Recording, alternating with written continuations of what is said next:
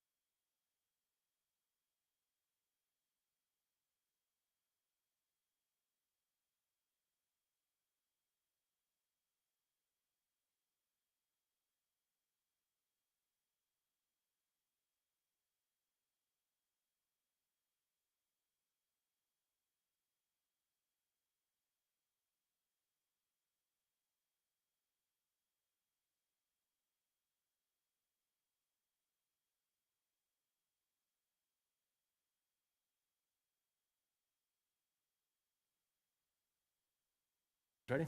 Yes. Okay. Thank you, everyone, for showing up to tonight's board meeting. Glad you could all make it. I'd like to open up the board meeting with the Pledge of Allegiance. So if you wouldn't mind standing up and pledge allegiance to the flag of the United States of America and to the republic for which it stands, one nation, under God, indivisible, with liberty and justice for all.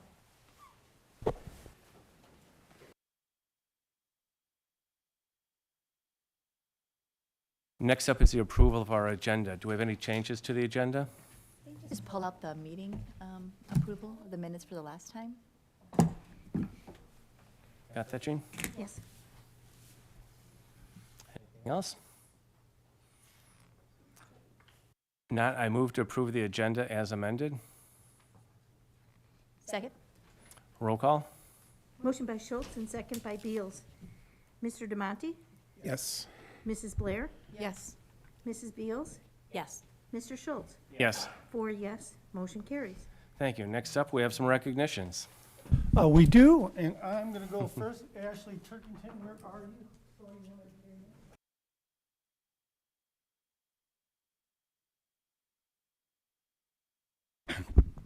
you? Good evening, everyone. This is Ashley Turkington. So I'm going to give everyone here a little bit of a background that each year the village of Gurnee has celebrates us in regards to our teachers at each of our 3 area Gurnee schools, ourselves with District 50 as well as District 56, in honoring a teacher of the year each year from each of our respective schools. The award itself is very special. It involves recognition in an upcoming village board meeting, which Ashley will be joining me there as well. But we also want to make sure that our board and community get to celebrate Ashley and the good things she's done for Warren Township High School here locally. With the honor comes a $1,000 honorarium from the Henderson Foundation, which is very generous on their behalf. But it's also just a great honor, I believe, just knowing the vast number of teachers that we have at each of our schools who do wondrous things each year. Our award is very special. Ashley was both nominated as well as selected for the award by her peers here, and so it truly is recognition that of the hard work she's done, not only with her students, but just that it's recognized not only by our administration, but also by her peers who each and every day see the magic that she does with our students. Ashley's been here for 15 years. She's been her whole career at Warren Township High School with our special education department in our evolution program with some very unique students with unique needs. And one of the things that I just want to make a comment about in terms of some of the comments people made about Ashley is always she's driven to make sure that every student has the support they need each and every day. She puts everyone first and makes sure that everybody, teachers and staff, are doing okay. She not only impacts the lives of her students, but the lives of everybody around her in the work that she does with us at Warren Township High School. So our 2022 Gurnee Teacher of the Year is Ashley Turkington.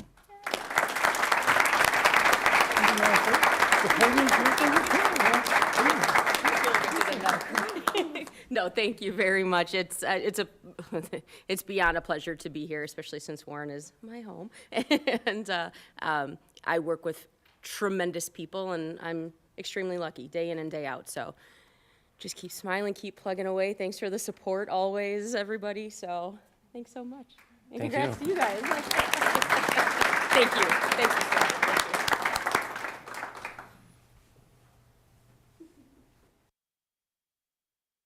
In our next recognition, I'm going to turn it over, I believe, to Mr. Parrott, who has a number of students that are here with some family members of some very proud Blue Devils here. Good evening. Thank you for having us. I've asked Mrs. Bertola to come up and just help with kind of passing out some certificates that we have for our students. Obviously, from good parents and good teachers come good students. So tonight we are recognizing our students that qualified in the National Merit Scholarship Program. And if I can have all of our students here that are being recognized for that come on up while we say nice things about you. If you guys want to come up here in front of the board. And I'm going to read some nice things about you. Sure. Don't be shy.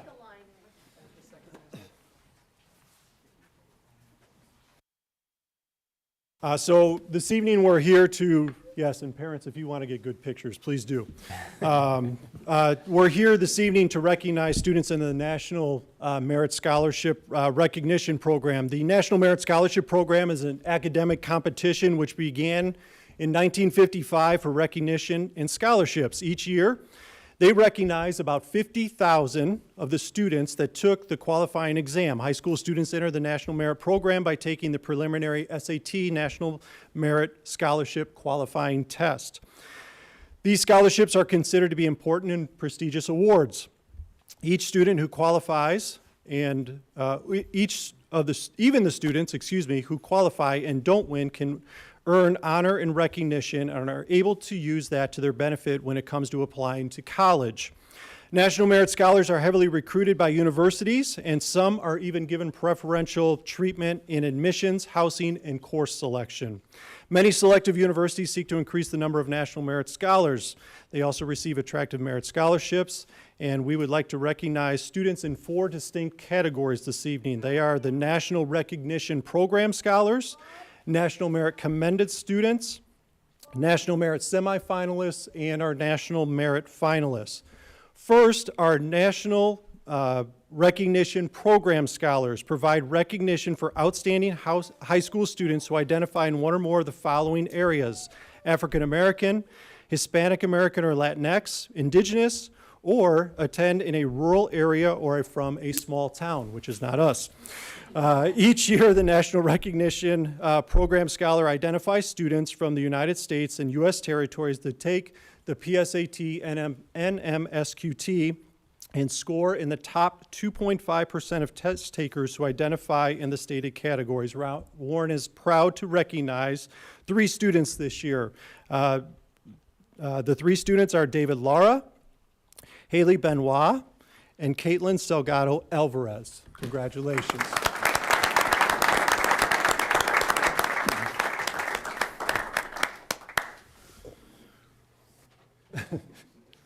I gave Mrs. Bertola the hardest job.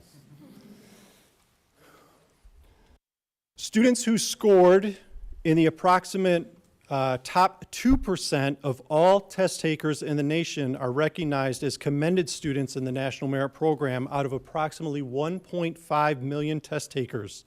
These students do not continue in the scholarship competition, but are recognized as a part of the top 34,000 students that took the exam because of their outstanding academic promise. And Warren recognizes 14 outstanding students this year. Unfortunately, not all could be present tonight. We have athletics, we have Project Lead the Way, we have illness, we have work. There's lots of things going on for our students, but I am going to read all the names, and those that are here, if you want to step forward and get your certificate from Mrs. Bertola. We'll start with Andreas Akron.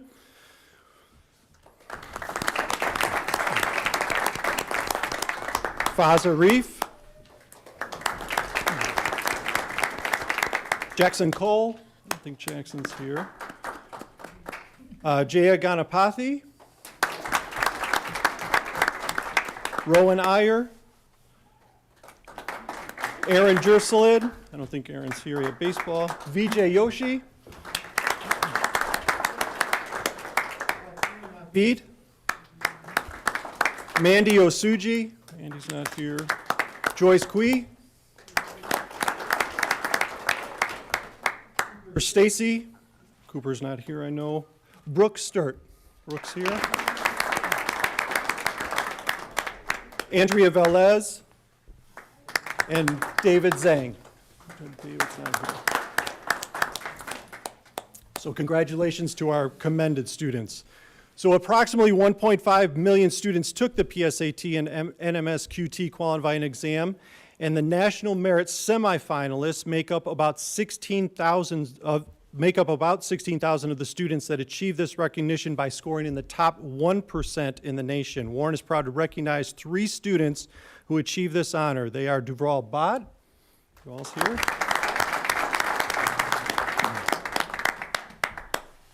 Isha Bordewacker, and Ella Harper. Congratulations. And finally, the semifinalists are all asked to apply to be finalists. So the semifinalists all move on in the competition to apply to be National Merit finalists, and they then make up about the top 15,000 students that achieve recognition by scoring in the top 1%. About 7,500 of the students will receive some type of National Merit Scholarship, and Warren is proud to recognize all 3 of our semifinalists that also qualified as finalists this year. So congratulations to Isha, Jerval, and Ella, who are all named finalists this year. So there are some future dates that come up in the National Merit process, and they still do notify us of some information. There's some things that happen. We're getting near the month of April, but corporate sponsors merit scholarships do come out where some students are awarded some scholarships. There's a National Merit $2,500 scholarship winners that is traditionally awarded in May, and then sometimes in June and July. There's some college-sponsored merit scholarships that still come through this process. So a round of applause for all of our National Merit qualifying students. I would like to quickly embarrass them real quick, and I know Declaration Day is coming up, and I won't hold you to it if you haven't fully decided, but if you might like to just go down the row and maybe if you have a college decision, maybe just let us know where you plan to attend and maybe what your major is. I won't hold you to it if you're between colleges, Brooke. I don't know. If you haven't decided, that's okay. It's not, this is not a binding commitment tonight, but maybe just give the board an idea of the places that you will be going.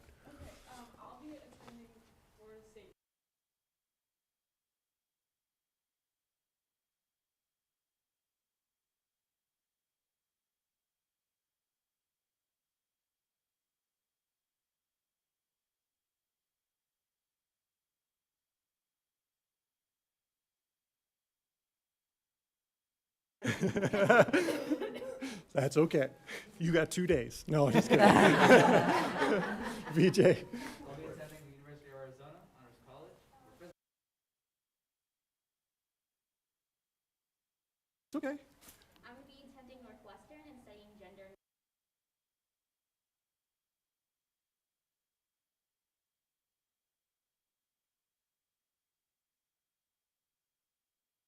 Very nice.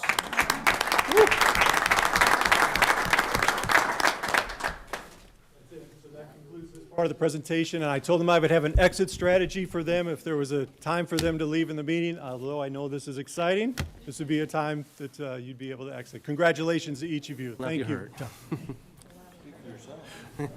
Thank you, parents, for coming in this evening and celebrating with us as well. I feel like I gained IQ points just being in proximity to them. And then having walked through Project Lead the Way, very inadequate feeling tonight, but yeah, it's very impressive. Very sure. impressive.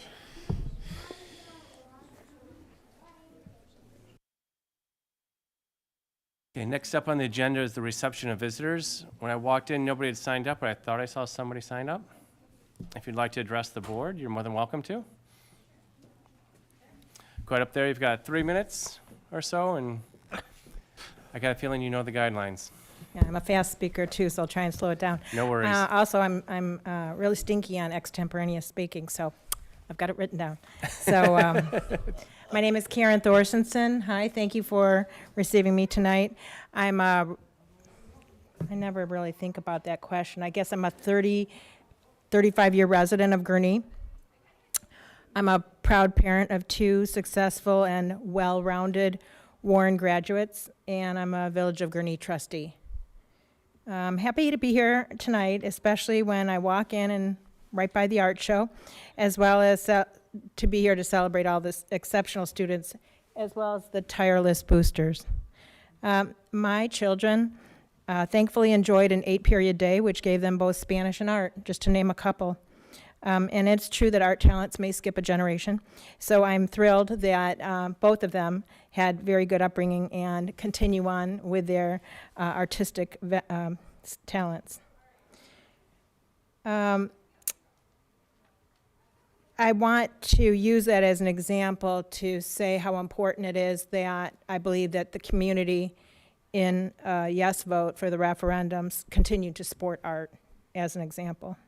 Additionally, our daughter enjoyed swim and track during her Warren time, and therefore I know how hard our booster volunteers here work, and I hope our community continues as well to support all sports and activities with a yes vote. Now, why I'm really here. So, first of all, a question. Did you know what day was last Friday, April 22nd? Oh, come on. It's not even a week away. What day was last Friday? Earth Day. Yeah, sorry, if you said it, I missed it. So actually, it's important that you celebrate Earth Month, if you've been reading into it, not just one day. Earth Month is the entire month of April, and I'm asking the admin, as well as the board, to proudly celebrate your solar panels, as well as the district cost savings, so just not having them implemented, but more details around them. Very few schools can actually say that they have anything like this in place. In fact, you may have heard the news from Evanston High School just yesterday that their students decided to do a walkout to get their school's attention to adding client curriculum. So you can check that off your accomplishments. You're already, 7/8, 3/4 way there. Science is very important, math, English, just the fundamentals, as you know, to taking our students from students into a really great career, and as well as a member of community. So I just would like you to promote that and celebrate it. Lastly, I'd also like to ask the board to consider seeking a buyer for the Stern School property. It was a great idea to hedge your bets against open land built for housing. And since a large portion is now owned by the Forest Preserve, it's less likely that it would add a significant number of homes. And I am aware that the sale would return funds to the capital fund and not operating dollars, which is what is needed to make up the district annual loss and reason for the referendum. So some community members don't realize the importance of developing students to become community members, thriving members of the community, employees, when I think of who's around the table here, but employees, neighbors. And as we all know, naysayers look for a reason to vote no. But I just want to ask you to please consider celebrating your accomplishments with the solar panels, as well as taking any noise left away from the Stern School property. And thank you. Thank you. Thank you very much. Would anybody else like to address the board?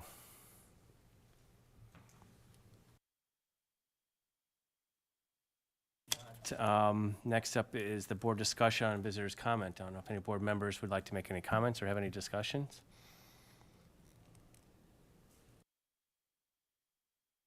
Yeah, well, I think that selling the property is certainly a hot topic with a lot of our friends and neighbors. And I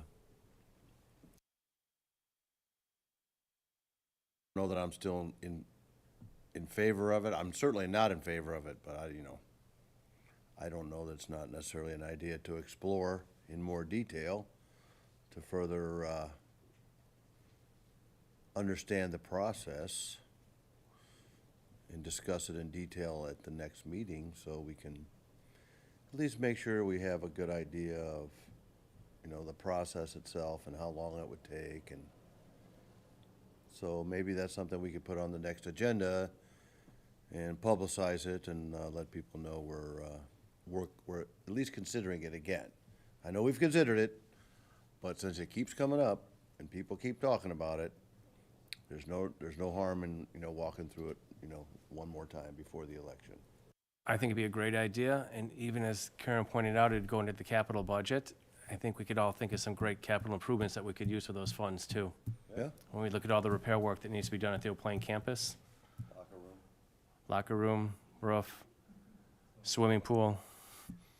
I think we all could go on, even. And I also like the idea of doing more to celebrate that. The solar. and the Are there savings. any plans to do anything else along those lines? No, it's absolutely can certainly put some things out there. Again, we did win it, it's been a while now, feels like a long time ago since we actually launched the field. But certainly it would be, we can even celebrate some of the numbers that came back from the report that we got from PSI on the, the power generation and, right, the green energy and the savings, of course. So there's a number of things. And I know our students, to echo just a little bit where Karen's at, certainly younger people, including our students, have a real strong opinion about making sure that we're trying to take care of the planet the best we can. And so I know that was an important part of the board's discussion early on anyway. So we certainly can come out with a press release or story just to kind of reiterate where we're at and some of those good numbers. The board.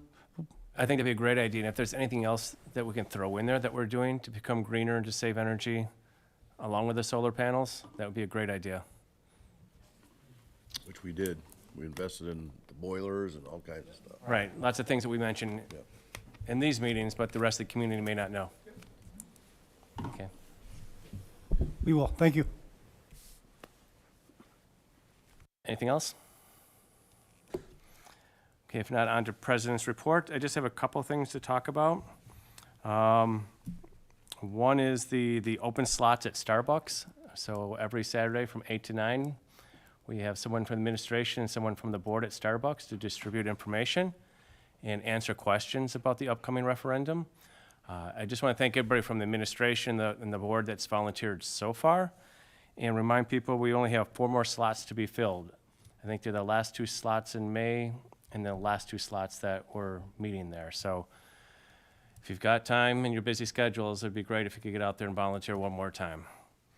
Well, Yeah, I know we'll get them filled. And the other thing I want to say one more time, I think Tony addressed this a meeting or 2 ago, with the upcoming referendum. I think we've all done a very good job with this, but I just want to remind people that when we're at the tables here and we're board members, our job is to inform people about the upcoming referendum. We do not have an opinion.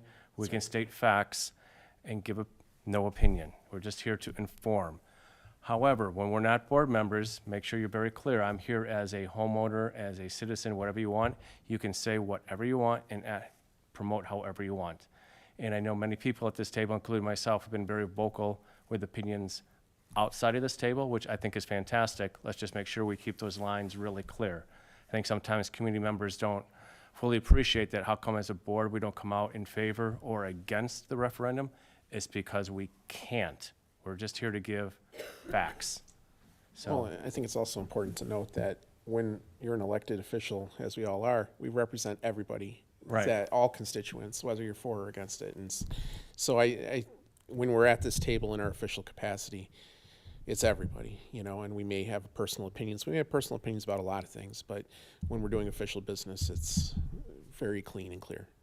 I think that's a great point to reiterate. Thank you. thank you. I think you phrased it very well. And likewise, when people have opinion that might be different from ours on the outside, I think everybody's been very respectful of that as well. So that's all I had to say. Next up is a partnership report from the Booster Club. Dr. Keeley, I believe, is going to take this. I Mrs. stand Belmont, who's got corrected. that? You guys pointing at each other over there? Mrs. Belmont, you coming forth? Thanks. Thank you, Ms. Belmont.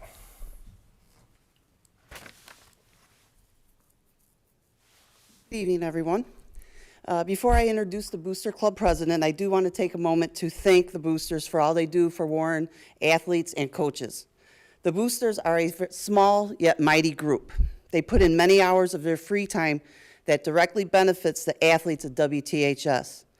Several of the members had kids that have already graduated from Warren, yet they still care enough to keep volunteering their time. From a personal standpoint, I cannot thank them enough. I also know, and I haven't said it enough either, they have been very good to me. They've been patient with me throughout my 4 years as the athletic director. In ways they probably don't even realize, they've made my job easier, whether it's running concessions or helping us with hospitality at a tournament, or the ability to give a program money to purchase something needed for the program that the budget just doesn't cover. They've helped Warren Athletic Department. I certainly cannot thank them enough for that. Right now, I'd like to introduce you to our Booster Club president, whom you probably all know, Mark Pose. Mark.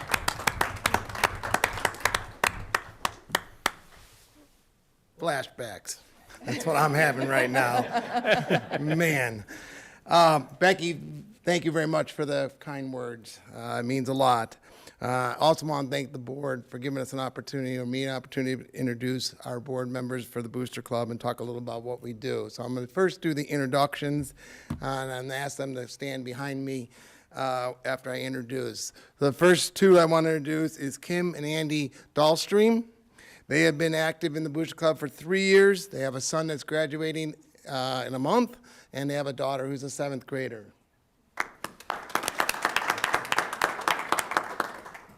Next up is Paul and Maureen DiClemente. They have been active since 2004. Their last child graduated in 2014. Sally and Brad Carlson, they've been active since 2004. Their last child graduated in 2009.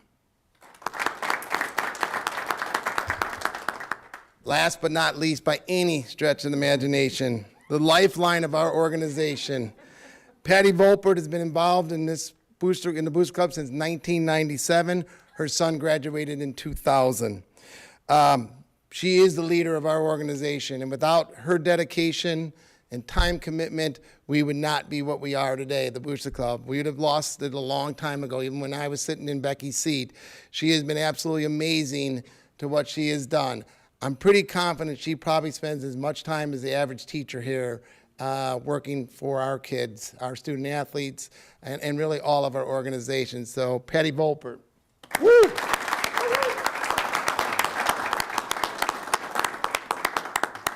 I had a unique experience of all aspects of the Booster Club as a former athletic trainer, so at the coach's end of it, obviously as the athletic director here, and now as a member of the Booster Club, serving as the president. And most of you thought I wasn't going to be around when I was done here.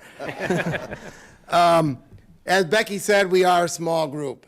This is it. This is who we get to work night in and night out. We cover on an average typical year. Obviously, the last couple of years has been a little different. This is more normal year. We cover between 150 and 175 events. And it doesn't matter what it is. Matter of fact, we probably have some girls' soccer parents not really happy with us tonight because we are here. They have a game. It's cold out. Hot chocolate sales are down today for that. So we've had groups come and help us, and I'd like to give a little recognition to them. FBLA has helped in the concession stand. NHS has helped us in the concession stand. Lakeland Church, the gentleman that works with us is Sean Taylor. He was a coach a few years ago, coach basketball. He brings his students. They really big help on football Friday nights. Our hockey parents have homecoming, and they're very consistent for the past probably about 15, 20 years. And then we do have some other athletic teams that come and help. For example, this Saturday, our boys volleyball team will be helping in the concession stand for the freshman boys volleyball team tournament. The sole possession of our reason for our organization is to give back to our student athletes, our coaches, our community. And we do this really in two ways. The first way is we have annual scholarship. We give out 10 scholarships, usually 8 of them are general athletics, and then 2 of them are the Doc May Athletic Training Scholarship. This year, we do not have any Doc May Athletic Training Scholarship candidates, so we decided to go 10 scholarships, general athletics, $500 a piece, so it'll be $5,000 next week that we will be giving out to deserving student athletes as they move forward in college. Our other second method is Coach's Request Night. Last Thursday, we gave back to the athletic program, to the different programs, $41,000. And pretty much every team that requested, they received either most or all of what they requested. We're very proud of that. And in the past 10 years, we have given out $455,000. So if you want to look at it, in the past 20 years, we've given close to, if not more than $1 million back to our teams, our student athletes, coaches, and we're very excited about that.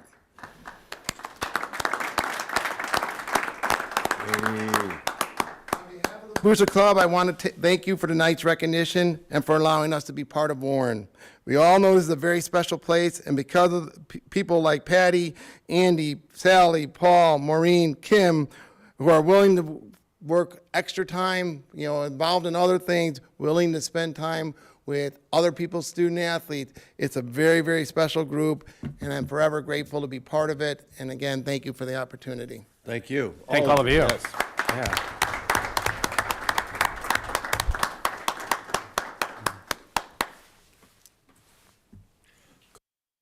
Next up are committee reports.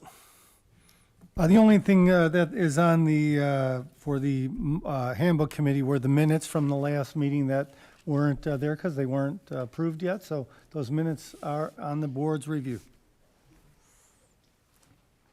On to superintendent's report. Yeah, so we have a few things here tonight. Number one, in the board docs is the monthly reports from March for the board's review. So please look at those and reach out to me if you have any questions on our discipline, attendance, or enrollment reports. We also have a few student leaders here. So Lauren's here, I think Char is here. And was Taylor here? Okay, well, are just you two? All right, you two can come on up and let us know what's going on in your lives and the lives of our organization. So thanks for coming tonight, too. Hi, everyone. It's good to see you again. My name is Charlize, if you don't remember. So I just have a few things on behalf of NHS as we're wrapping up the school year. We recently had our induction ceremony for juniors. That happened on April 7th, and it was definitely a more normal year. It felt good. Everyone felt relaxed. Everyone could come. So we had about 209 members inducted for NHS, and then I led the the ceremony along with some of the other board members and senior volunteers. So it was really nice to see all the juniors' faces. And then they recently had a meeting yesterday, so that's when they elect their president, vice president, and stuff like that. Everyone gave their speeches, and then we'll figure out by the end of the week who's next. So you'll be seeing a new face next year. And then the seniors' hour sheets were due April 20th. So basically everyone who was eligible for the NHS honors will receive that around May 19th. Whenever they pick up the cap and gown, they'll get a cord. So it was definitely a great and successful year, and I'm excited to see what next year has in store. Hello, my name is Lauren Gertig. I am here for Student Council. My Vice President Karen could not be here, but I will just be filling you each in on a few of the things that we've been working on in Student Council and just overall that the school has coming up. So first, on Friday night, there was the teachers versus first responders basketball game. I couldn't go personally, but I know that it's a success and that it's becoming a tradition. We had to take a year or two off because of COVID, but it was the second time that we've done it. Secondly, Student Council is doing the ABC Countdown. So it's the spirit weeks that lead up to the end of the juniors' last day and O'Plain's last days of school. And so today was C, so we're getting there. And then Student Council has our elections for next year's officers on Sunday evening. So again, you'll be seeing a new face here, and we're excited. They give recognition to seniors and just overall officers from this year, and yeah, so that is nice. That's also back to normal this year, and we're excited. And then for the school coming up, there are AP exams that start next week. My first one is on Tuesday, and they go through the following week, as well as seniors being recognized for their college decisions. There is an Instagram that is through the College and Career Center, but run by students, that is just recognizing the seniors in their decisions for the future. That's an annual thing as well. And prom is on the 14th, Saturday. It will be, once again, normal this year, very exciting. The theme is Red Carpet. That's hosted by the juniors, as I'm sure you know. And graduation is also almost normal this year. The only thing that's different is there is no rehearsal, but pickup for materials such as the cords and the gowns and the caps and tickets is May 19th, and the actual graduation ceremony is the 22nd. And May 16th is the last day for seniors, And that's all I have for you. So thank you. Thank for your you. time. Thank you Very very nice. much. We will probably too, just as a, for the board. I think we'll have there's FBLA that has a number of students that are probably going to come back to the board at some point in time for that. I did want to share with the board, Taylor had sent some, Dr. Keeley, can you swing around here just in case I need some help on what Taylor was providing some information. So she was trying to work. I know they were still working. Last time we had talked at one of our meetings about there is a voter registration kind of drive going on. It's June 18th, but that time may not be correct. Is that right? Time's probably going to be pushed back. Our Black Student Union, who's done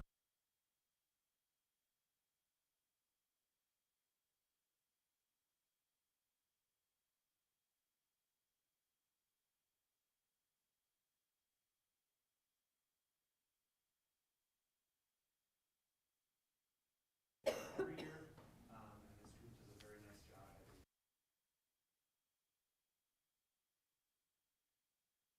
Yep, so it's in Viking Park. It looks like they're hoping to get some people from the village. Looks like the mayor might be going.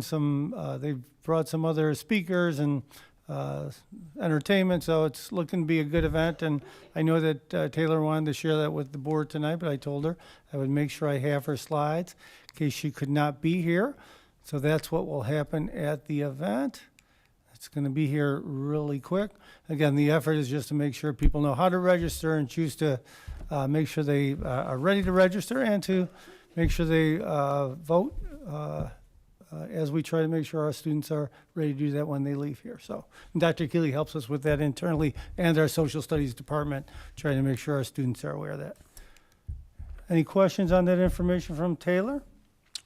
All right. And I will, Dr. Weisman, I will give you some background on our district student leadership group over the next couple months as well, just to make sure you're aware of how we've run that and have at least some ideas coming in for what you may or may not want to continue, but at least how we've tried to have representatives from our different organizations come address the board. And other than that, we're going to move on right now. I believe just two more announcements. First off, it was kind of mentioned May 5th. Which is coming up next week, is the senior local scholarship and senior awards night. That's at the Old Plain Auditorium. The Live Arts Festival is this Friday night, the 29th, from 6 to 9. That is here. Obviously, that's what that beautiful artwork that was in the hallways is. They're getting set up for our Live Arts Festival this Friday. And we passed down, by the way, the participation form for those board members who can attend a graduation. I know not everybody can, but if you can attend, if you'd let us know that, it'll allow us to arrange the logistics of that that morning and day. It's at 11 o'clock ceremony at the Now Arena this year on the 22nd. I'm going to turn it over to Dr. Engel for the treasurer's report. I'm going to walk this over to you, Mike.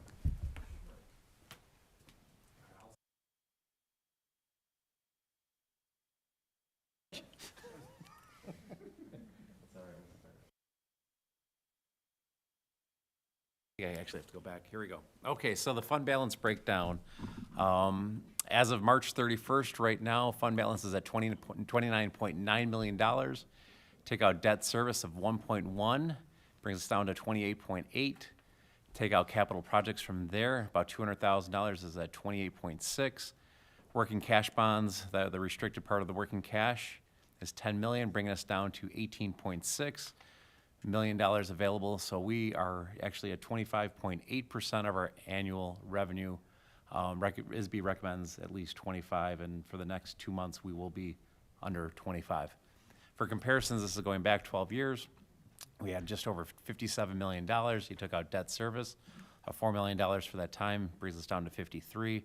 Capital projects fund at 27.4 brought us down to 25.6 million, and that accounted for 50.2% of our annual operating revenue. So starting with the treasurer's report, I just want to kind of highlight the bottom part here, just our operating statement. So if you look at revenues year to date, so far we're at almost 3 million. The last fiscal year we're at 39.2 million. Expenditures for this year we're at 45.4, and previous year we're at 41, almost even. So right now we're running a deficit of about 4.1 million year to date. So going through the revenues. Currently, right now, our actual year-to-date revenues are projected right around 54.5%. We're actually at 63.77. Year-to-date local sources, we're pretty much right on target. We should be right around 57%. We're at 59.2. And our state sources, we're actually a little bit ahead of schedule. We should be right around 68%, and we're at 76.22. On the expenditure side, this is all expenditures year-to-date. We should be right around 68%, and we're at 69.58, which is pretty much right on the button. Year-to-date salaries and benefits, this is everything across all funds there. Should be at 66.5, we're at 65.62. And other objects, including special education, we're running a little bit warm again. We should be right around 73%, we're at about 78.6 for the year to date. Going forward, again, right now we are in the month of March, so this is ending March. You can see we're at about $28.7 million. This time last year, we were right around 25.272. We're following that same trajectory, that downward slope. As you'll see in April, May, we were gonna actually be lower than what we have been in a long time. I also want to make a little mention here, that first kind of colorful chart on the left-hand side, that's the educational fund. As I made mention, it actually went negative back in February. We are additionally negative more so now for the month ending in March. So this We'd kind always be at this time of year anyway. Absolutely, absolutely. Because we It's don't just- have the funds coming in until the June payments come in. Correct. So that's a very normal process that we go through every year. Correct. I was gonna say it's a little bit more highlighted this year than in previous years, or a little bit more so, but, going across, so we're looking at year-to-date. This is for, our beginning fund balances. If you look at them all, beginning of the year was 32.2 million. So this is for the month. We brought in, $2 million in revenues, 4.3 in expenditures, brings our fund balance for the end of March at 29.9 million. And then, I skipped a slide, sorry guys. So this last one here is the year-to-date, which shows 44.9 million in revenues and $50.5 million in total expenditures, and our fund balances there by fund. Any questions? Okay, thank you. That is all for the superintendent's report. Next up is the consent agenda. I move to approve consent agenda items as presented, which includes personnel recommendations per Exhibit A, numbers 109 through 114 as posted, and athletics and activities personnel recommendations per Exhibit B, numbers 38B and 39B as posted. The payment of the bills dated April 26, 2022, in the amount of $3,977,371.36. Second. Roll call? Motion by Schultz and second by DeMonte. Mrs. Beals? Yes. Mrs. Blair? Yes. Mr. Anderson? Yes. Mr. DeMonte? Mr. Schultz? Yes. I have 5 yes, motion carries. I also move to approve the regular meeting minutes and executive session minutes of April 12th, 2022. Second. Roll call? Motion by Schultz, second by Blair. Mr. DeMonte? Yes. Mrs. Beals? I abstain. Mr. Anderson? We're not gonna be able to pass this because I was absent as well. I abstained. Blair? Yes. Mr. Schultz? Yes. I have 3 yes and 2 abstentions, motion carries. Next up is new business. The first item, Mr. Giukiris, will you please come to the podium? We're talking about the Title I waiver application. It's a little new for us this year. The board, just a little bit of background. So with the work that Mike Engel's been doing with direct certification, our number of low-income students that we've identified in the district has increased. So right now, we're about a little bit over 35%. low-income students, up from, I believe, about 17%, usually about historically. So once you're over about 20%, you're allowed by ISB to apply for what's called a school-wide waiver for Title I. And right now, our Title I program, we're targeted, which means we can only use those grant funds for specific programs of students that are identified as academically at risk. So when you move to a school, if you apply for a school-wide waiver, you can now use those Title I funds school-wide.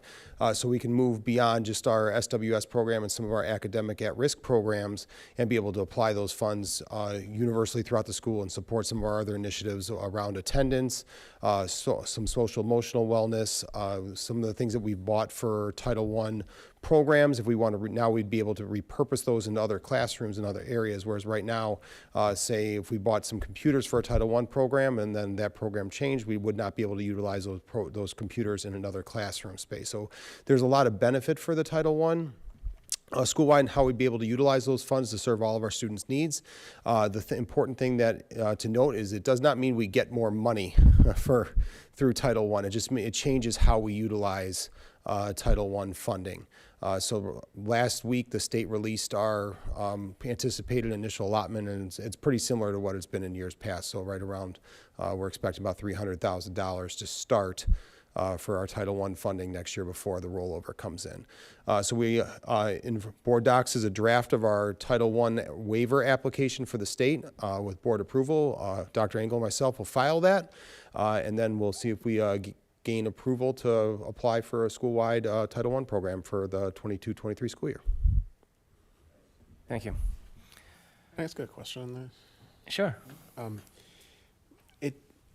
If there's no new money, I'm going to assume that the dollars that we already capture through Title I are spent on very specific things. They are. So like taking them away from something else, is it not just a shell game? It is and it's not. So we are with the programs that we have, and with what we've had to reduce, we're not necessarily able to spend that money in all the places that need that money the most. So as we prioritize spending, so a good example of that is one of the things that we wanted to do this year in our targeted program, because we had that large amount of rollover, we wanted to stand up a attendance intervention program. Where we really would work to address students who are chronically truant, try to get them in school, work with those families, because the way that we looked at it was, kids can't learn if they're not in school. And per our ISB principal consultant, that is not allowable under a targeted program, because a targeted has to be specifically academic focused, has to be classroom related or academic skill related. But on a school-wide program, that would absolutely be allowable. So there's a variety of activities that we could then do. Some of the other things, you're right, it is a little bit of a shell game, but right now we probably oversource some supply accounts for different areas where we could pull from those and provide different services and others. Thank you. I had a question for Dr. Engel, because a couple board meetings ago, we talked about, what it would mean to us if we were Title I and reach the 40% mark, and just some follow-up on what actions are we taking to try and get as many eligible students as we can. As of right now, we are still doing the weekly Facebook page posting in both English and in Spanish. It comes out every Monday. So usually by Tuesday, 10 o'clock, I usually have 3 or 4 emails of parents inquiring, families inquiring, and just working with those families, asking the questions that they need, and trying to get them to go through the aid program through the Illinois basically benefits to get them, try to get them directly certified if they meet the threshold requirements. I will say spring break kind of slowed us down a little bit. We've been averaging, I would say, 4 to 6 a week the last 2 weeks. It has slowed down a little bit, but I want to say the first month and a half, 2 months, we were probably averaging 20 a week. It was good. I'll coin a phrase with the Mr. Drake. It was kind of the low-hanging kind of fruit right there on the cusp right away. Just the information. I also think that once we kind of go back and are off the National School Lunch Program, kind of go back to business as usual next year without having the summer seamless option continuing on when families and students are now paying or spending over $5 a kind of a meal, I think we might see a lot more people kind of apply to see if they qualify for benefits. Because it's not just the SNAP, TANF, Medicaid. There's also the CHIP program, that's the Children's Health Insurance Program, which has, I believe the maximum annual earnings is just under $140,000 a year, but that's for a family of 7, but it kind of steps it down. So there's a lot more people eligible. It's a little bit more liberal for applications. So we've been working on it, and I've got to thank Yesenia Gamache and Matt Jones for obviously helping out with Spanish speakers and helping them get certified as well. So One thing just to note too about the waiver application, that is an annual process. But I meet monthly with title grant administrators throughout the Chicago area, and I asked the group, those of you that are filing waivers, would you share what your free and reduced or your at low income rate is? And there were districts that were like 25, 26% that were still passing waivers. So we're gonna do it annually, and hopefully it's a new process for us, so we're working our way through it. But it did seem that more waivers are granted than not. Well, that's good to hear. 2 more questions, Dr. Engel, if you don't mind. One, if you could just refresh to all of us, what does it mean to a family if they fill out the application and they qualify? And 2, what does it mean to Warren if we hit that 40% threshold and we're Title I? Oh, okay. Well, let's start here from the very beginning. The application itself is actually, I'm going to call it a consolidated application for benefits, because it's one application, and it's kind of a very smart, interactive application, which a family, it has questions that are leading, either you can answer yes, no, or you qualify for certain things. So it's not 4 separate applications. It's a single one that you can have all 4 different, you could technically have all 4 different types of assistance coming. As far as what it means, right now for our Title I application, it just puts us in a stronger holding. But on a bigger scale, if you're looking at our evidence-based funding and what's reported here at the end of the year, it'll help our low-income evidence-based funding, which then in turn should help us with tier assignment for our evidence-based funding for the following year. As most of the board is, I'm sure, aware, we were a couple places from Tier 1 funding right before the pandemic, and now we're a couple further down the list because other districts got worse or faster than we did. So, but needless to say, we've made great progress over the last, I want to say 4 months, and it could mean the difference in tier funding from Tier 2 to Tier 1.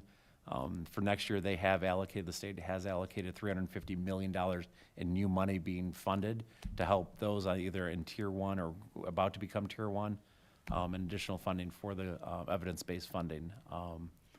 So kind of going back to your Title I question, it won't help us out necessarily with the application, but in future years, there might be additional Title I monies made available. I'm not sure exactly when they pull our low-income count for Title I, though. They start to pull it, so they released our numbers now for next year, so I think we would see that bump we would see the bump from this year and the increase in low-income students. We would see that increase in next year's allotment, and that increase also depends on the statewide allocation from the federal government. The other benefit so we go over 40% low income, we no longer need to file a waiver. So we're technically a Title I school now. We are only allowed to run a targeted program because of the range of low-income students that we have in the building. If we were to go over 40%, then we would not need a waiver to run a school-wide Title I program. The difference between Tier 1 and Tier 2 is? The threshold changes every year slightly. Money-wise. Money-wise. I could Just kind take a of guess. about $700 to $800 per student in additional funding on the lower end. That's a lot of money. That's a lot of money. We need that. We need to get more worser, as they say in Missouri. Worse or faster. Especially when there's benefits to the families. And there's additional benefits to the school. Correct. And one of our, I will say, kind of the next big event that we have is Chromebook pickup. And that's for incoming freshmen or 8th graders that are going to be as incoming freshmen. Good time to have that out, have a table. So absolutely. And it's The hard part too is families, depending on which benefit they qualify, need to recertify at least once a year, if not twice a year, depending on whether, so it's just keeping up with it as well, it's maintaining it. It's a valuable thing to keep up with. Absolutely. Need help, you let us know. I do. Well, let's get this man some help. Yeah, let us know how we can help. We need to help this, because we need this process moving forward for a lot of reasons. Facebook seems to be working pretty well, and I think a lot of it's word of mouth too between family members as That's- well. Oh, for sure. Yeah. Yeah, once they know, they go, oh, you got this? Yeah. Any other questions? If not, I move to approve the school-wide Title I application for the 2022-2023 school year as presented. Second. Roll call. Motion by Schultz and second by Anderson. Mrs. Blair?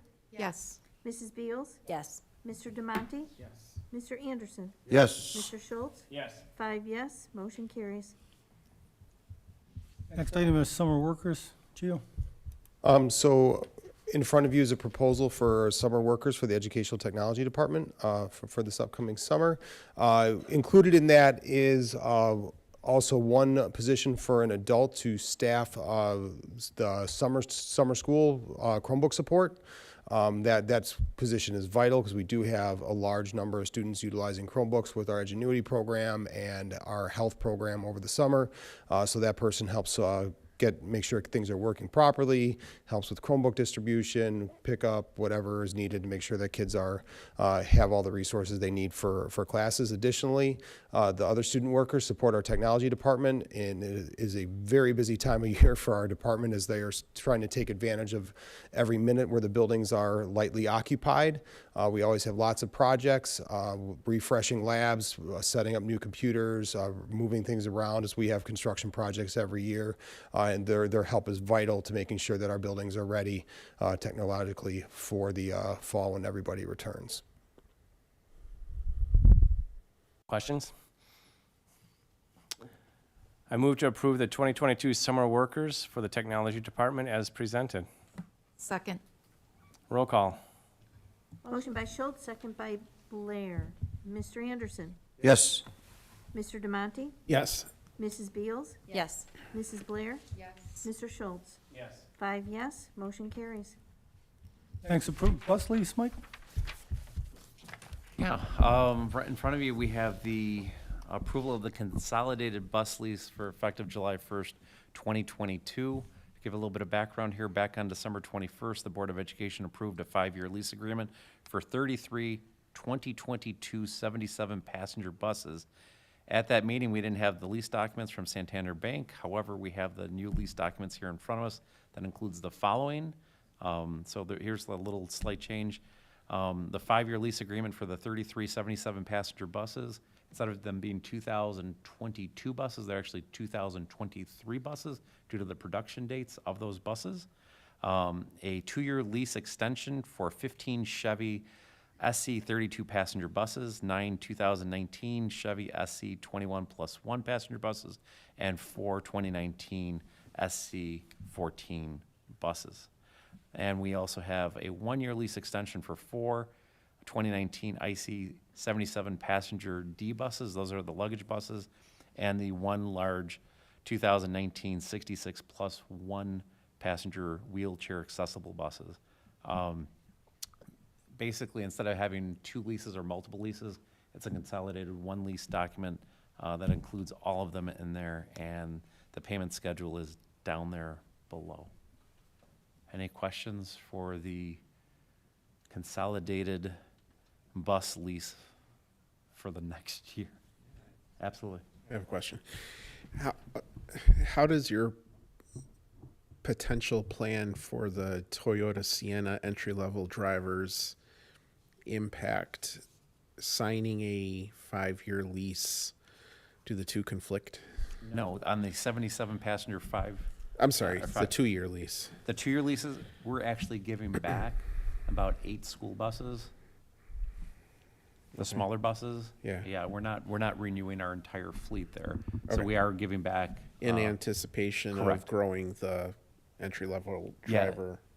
I also want to give a quick update, if I can, about our vans. We're actually picking up our first one tomorrow, and we've got 2 more scheduled for the following week. So we should have 3 Toyota Sienna vans here in district, ready to go by the end of the month. So you're welcome. Thanks, Mike. Anything else? If not, I move to approve a consolidated bus lease with Midwest Transport Equipment Incorporated effective July 1st, 2022, which includes 1, a 5-year lease for 33 2023 ICCE 77 passenger buses, 2, a 2-year lease extension for 15 Chevy SC 32 passenger buses, 9 2019 Chevy SC 21 plus passenger buses, and 4 2019 Chevy SC 14 passenger buses, and 3, 1-year lease extension for 4 2019 IC 77 passenger D buses and 1 2019 ICCE 66 plus 1 D buses. Clear, right? Everybody got that? A lot of numbers. Second. Roll call. By Schultz and second by Anderson. Mrs. Beals? Yes. Mr. Demonte? Yes. Mrs. Blair? Yes. Mr. Anderson? Yes. Mr. Schultz? Yes. 5 yes, motion carries. Thank you. Next up is a contract for special education supervisor. Yeah, the next 2 items on the board's agenda are just items that we have administrators that are, their contracts are expiring. They're on 1-year contracts are expiring. They just need an updated 1-year contract. Additional questions? If not, I move to approve an administrator contract for Yeseni, I'm going to kill this name, I apologize. Camancha, special education supervisor for the 22-23 school year as presented. Second. Roll call. Motion by Schultz and second by Beals. Thank you. Mr. Anderson? Yes. Mr. Demonte? Yes. Mrs. Blair? Yes. Mrs. Beals? Yes. Mr. Schultz? Yes. 5 yes, motion carries. I move to approve the administrator contract for Natalie Colgan, Dean of Students at the Elman campus for the 22-23 school year. Second.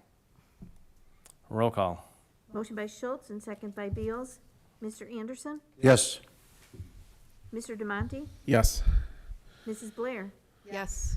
Mrs. Beals? Yes. Mr. Schultz? Yes. 5 yes, motion carries. Thank you. Next up, old business, a return to school update. Yeah, we really don't have anything on our return to school update. We leave it on there just in case some things jump in, but things haven't jumped in regards to COVID, so things are all still good, and we're enjoying some normalcy for sure. We do have, after the return to school, though, we do have a referendum update, just so the board is aware of some things. We actually do, there's more things that just fall on our calendar. As an example, last night, we actually, GEO had set up with the Bilingual Parent Advisory Committee that we give the referendum presentation to whoever jumped on that meeting. So it was a great opportunity with to give a Spanish presentation to that group. So there's some that we forget about as we do them. We try to capture most of them on the website. But just so the board is aware, this Friday, actually the 29th, we actually is the date that the county told us that we need to post the actual question, meaning the actual formal question itself, both on the website as well as at our buildings, and I think we need to send it out as well to some media, so that'll happen this Friday. Also on Friday, Live Arts Festivals, I tried to heighten awareness of that for everybody. We'll have a table there. There's a lacrosse parent meeting on Friday night that I think we're going to go give the referendum presentation to that they've asked us to do, and May the 3rd, we have a presentation at Milburn Elementary School and the Village of Wadsworth. We're doing that at their Village Hall on May the 11th, kind of a later afternoon presentation. We still have Starbucks going on. Thanks to board members for your continued attention to those mornings. We had our first mailer go out a few weeks ago. Now it was more than that already, but it's a month ago or so that it hit homes, and so that's what I'm going to pass down. This is what it did look like. We've got more of these. We tried to, people who have called in and said, I didn't see it come in. We checked some addresses, and we do believe they were delivered there. There's a lot of mail that is delivered, so we do appreciate the fact that some people don't see them when they come in, but we do check on addresses, and so we have added addresses just to make sure that people aren't being missed, but we do confirm that. Our second mailing, by the way, is going to go out on or around May the 9th. That's a date that we want to make sure on that mailing we have more information about logistics of the actual election itself, so people are aware of the details surrounding the election. So that's, that's our second mailer on or about May 9th. This Warren Connection, we actually just went back to, we did a little homework. Gene did a great job in going back with us and capturing all the articles that we had put in over the last 8 months. In our Warren Connection, just their information about different aspects, whether it be our 8-period day or our athletic or activities programs or mental health services or academic supports, all those areas that are really important in regards to the information that's out there, as well as the cost to taxpayers and the impact on the fees. So there were a lot of things that we actually put in over the last 8 months. We've just kind of recycled those articles and put a little flair on it, and we're going to send out kind of a referendum edition of our Warren Connection with all that information in one edition. Should go out hopefully on the 29th. That's our goal. We're just cleaning up some things, but it's actually been very nice to go back and see some of those messages that we've had from the start, because it's been consistent messaging in regards to where we're at in our low revenue status. And then just wanted to, other than that, make sure we leave it open to the board if there's anything else that we're, or any other administrators, anything else I'm forgetting about out there, you guys, or board members want to talk about any of our efforts? My only question is just to ask everybody to make sure we're not missing an area. Like, we've hit all the sports teams, we've hit all the bands, we've hit the choir groups, we've hit every area of the community, the school that we can think of. Are we missing anything? I want to make sure everybody has the information. I mean, is anybody aware of any gaps on our communication so far? I know we think we're doing a lot, but I just want to sit back and make sure we're There's not always missing gaps. anything. I had a gap with a guy today who said we had a 10-year supply of money and we're just lying to everybody. That's been out there a couple times. I go, really?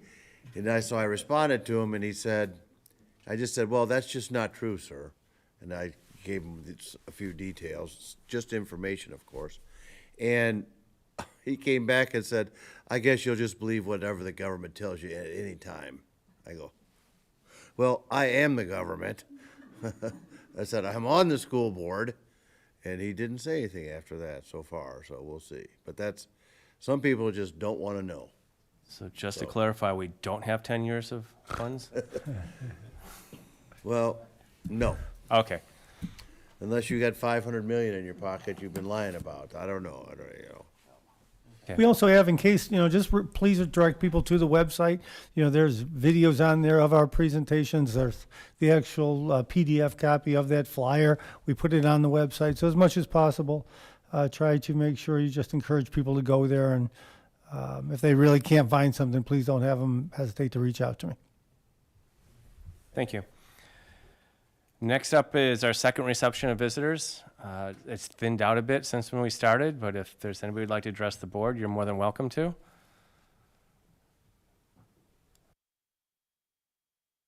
Okay, I think I've waited long enough. With that being said, if there's nothing else, I move to adjourn the meeting. Second. Roll call. Motion by Schultz and second by Blair. Mr. DeMonte? Yes. Mr. Anderson? Yes. Mrs. Beals? Yes. Mrs. Blair? Yes. Mr. Schultz? Yes. 5 yes, motion carries. Thank you, everyone. Have a great week.